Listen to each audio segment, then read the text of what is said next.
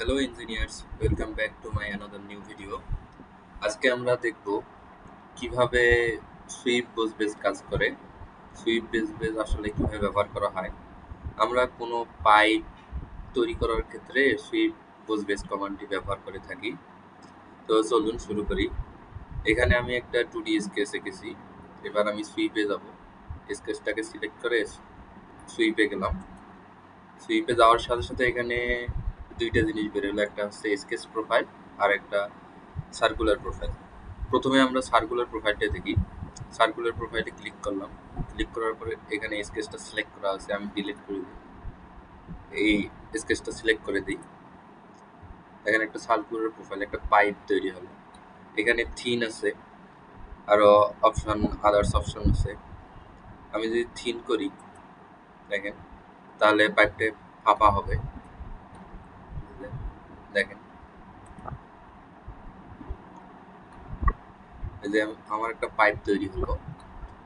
এটাই মূলত সুইপ বোস বেসের কাজ। বিভিন্ন ধরনের পাইপ তৈরি করার ক্ষেত্রে সুইপ বোস বেস ব্যবহার করা হয়।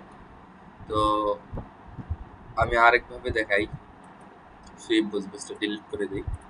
এখানে দেখেন আমি আর একটা স্কেচ তৈরি করে রেখেছি। এখানে একটি পাথ আর একটি প্রোফাইল তৈরি করে রেখেছি। আবারও আমরা সুইপ বোস বেসে যাই। যাওয়ার পর এবার আমরা স্কেচ প্রোফাইলটা দেখবো। স্কেচের ক্ষেত্রে প্রথমে প্রোফাইল দিতে হবে, প্রোফাইল, তারপর পাথ দিতে হবে।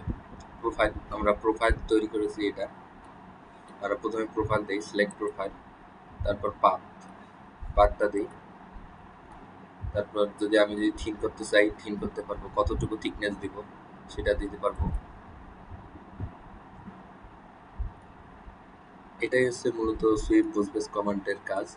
এভাবেই সুইপ বোস বেস কমান্ড ব্যবহার করা হয়। আপনারা এই নিত্য নতুন শর্ট ভিডিও পেতে বা সলিড ওয়ার্কস শিখতে আমার চ্যানেলটিকে সাবস্ক্রাইব করে রাখতে পারেন, এবং ফেসবুক থেকে যারা দেখতেছেন তারা আমার পেজটিকে লাইক করতে পারেন এবং আমার সাথেই থাকবেন। নিত্য নতুন ভিডিও প্রতিনিয়ত আপলোড দেবো ইনশাআল্লাহ। আর আমার সাথে থাকলে ইনশাআল্লাহ আপনারা সলিড ওয়ার্কস শিখতে পারবেন, বেসিক থেকে অ্যাডভান্স পর্যন্ত। যা যা লাগে আমি সব কিছু শেখাবো এখানে ইনশাআল্লাহ। তো আজকে এই পর্যন্তই। ধন্যবাদ সকলকে।